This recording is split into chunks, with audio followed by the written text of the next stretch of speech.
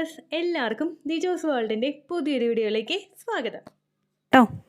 ഇന്നത്തെ വീഡിയോയിൽ ഞാൻ സംസാരിക്കുന്നത് പ്രഗ്നൻസി ആഗ്രഹിക്കുന്ന പാർട്ട്നേഴ്സ്, കപ്പിൾസ് ഫിസിക്കൽ കോണ്ടാക്റ്റ് ചെയ്യുന്ന സമയത്ത് എന്തെല്ലാം കാര്യങ്ങൾ ശ്രദ്ധിക്കണം, ഓവുലേഷൻ സമയത്ത് എപ്പോൾ മുതൽ കോണ്ടാക്റ്റ് തുടങ്ങണം, എപ്പോൾ കോണ്ടാക്റ്റ് അവസാനിപ്പിക്കണം, എത്ര തവണ കോണ്ടാക്റ്റ് ചെയ്യണം എന്നുള്ള കാര്യങ്ങളെയൊക്കെ പറ്റിയിട്ടാണ് സംസാരിക്കുന്നത്.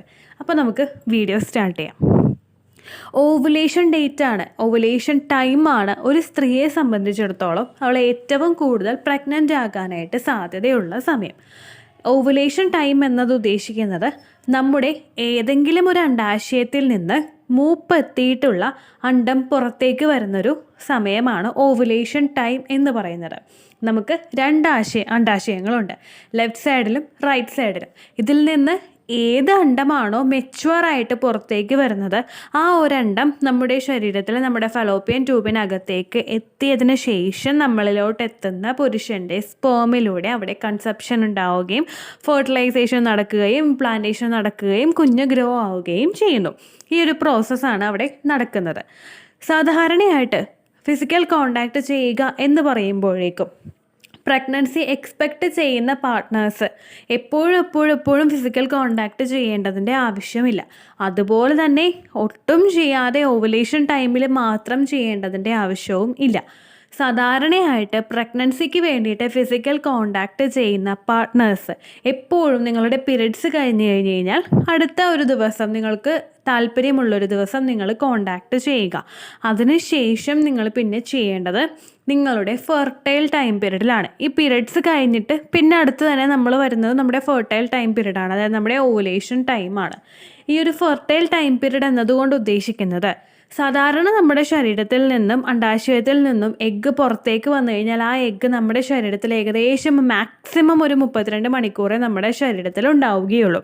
എന്നാൽ നമ്മളോട് ഡോക്ടേഴ്സ് പറഞ്ഞു തരുന്നത് നിങ്ങൾ ആ ഒരു 32 മണിക്കൂറിനകത്തല്ല കോണ്ടാക്റ്റ് ചെയ്ത് തുടങ്ങേണ്ടത്, മറിച്ച് നിങ്ങൾ എന്നാണോ ഓവുലേഷൻ എക്സ്പെക്റ്റ് ചെയ്യുന്നത് അതിന് ഒരു 4 ദിവസം മുമ്പും 2 ദിവസം ശേഷവും നിങ്ങൾ ഫിസിക്കൽ കോണ്ടാക്റ്റ് ചെയ്യാനാണ് ഡോക്ടേഴ്സ് പറയുന്നത്.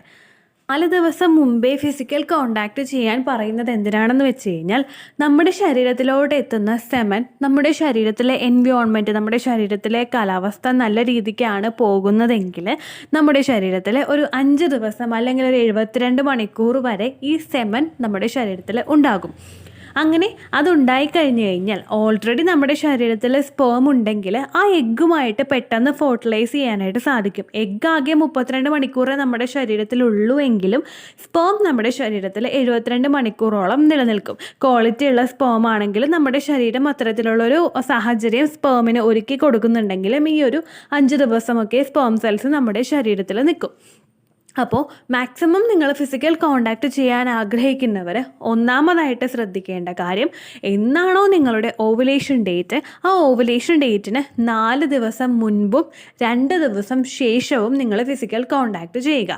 ഒരു എക്സാമ്പിൾ പറഞ്ഞു കഴിഞ്ഞ് കഴിഞ്ഞാൽ 28 ദിവസം ആർത്തവ ചക്രമുള്ള ഒരു സ്ത്രീക്ക് 14ാമത്തെ ദിവസം ഓവുലേഷൻ ഉണ്ടായി കഴിഞ്ഞ് കഴിഞ്ഞാൽ, അല്ലെങ്കിൽ ഒരു 30 ദിവസം മെൻസ്ട്രൽ സൈക്കിളുള്ള ഒരു സ്ത്രീക്ക് 16ാമത്തെ ദിവസമാണ് ഓവുലേഷൻ നടക്കുന്നതെങ്കിൽ ആ 16ാമത്തെ ദിവസത്തിന് 4 ദിവസം മുമ്പും, അതായത് ഒരു 12ാമത്തെ ദിവസം മുതൽ ഒരു 18ാമത്തെ ദിവസം വരെ കോണ്ടാക്റ്റ് ചെയ്യുക. ഇങ്ങനെ നിങ്ങൾ കോണ്ടാക്റ്റ് ചെയ്ത് കഴിഞ്ഞ് കഴിഞ്ഞാൽ നിങ്ങളുടെ ശരീരത്തിൽ ഓൾറെഡി എത്തുന്ന സ്പേം സെൽസിന് അവിടെ എഗ്ഗിനെ വെയിറ്റ് ചെയ്ത് നിൽക്കാനായിട്ട് സാധിക്കും.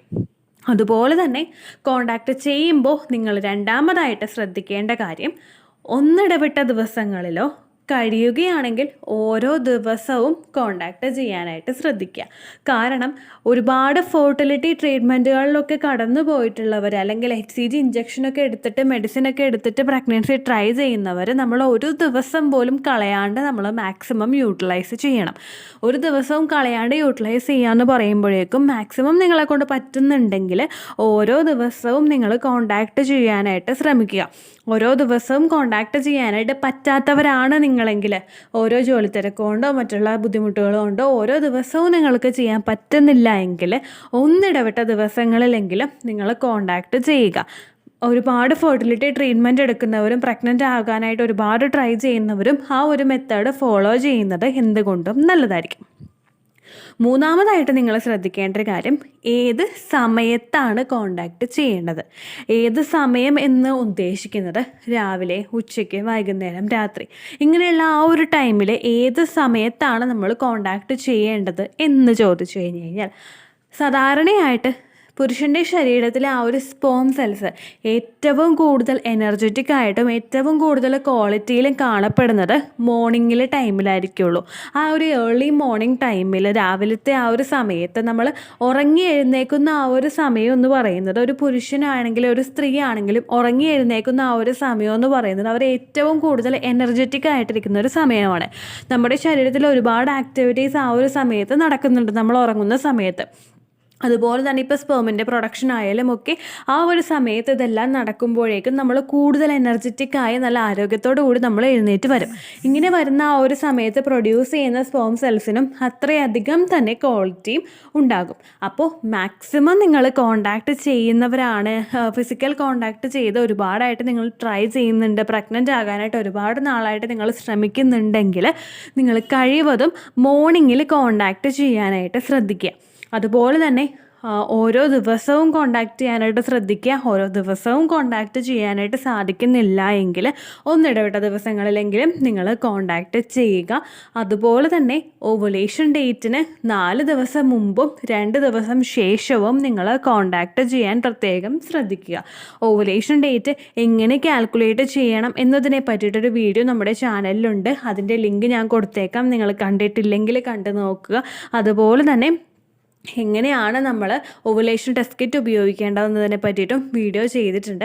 അതുപോലെ ഫിസിക്കൽ കോണ്ടാക്ട് ചെയ്ത് കഴിഞ്ഞതിന് ശേഷം, ഇത്രയും നേരം വരെ ഞാൻ പറഞ്ഞത് ചെയ്യുന്നതിന് മുൻപ് നമ്മൾ ശ്രദ്ധിക്കേണ്ട കാര്യങ്ങൾ, ഏതെല്ലാം കാര്യങ്ങൾ നമ്മൾ ശ്രദ്ധിച്ചു പോകണമെന്നുള്ളതാണ് ആദ്യമായിട്ട് പറഞ്ഞത്.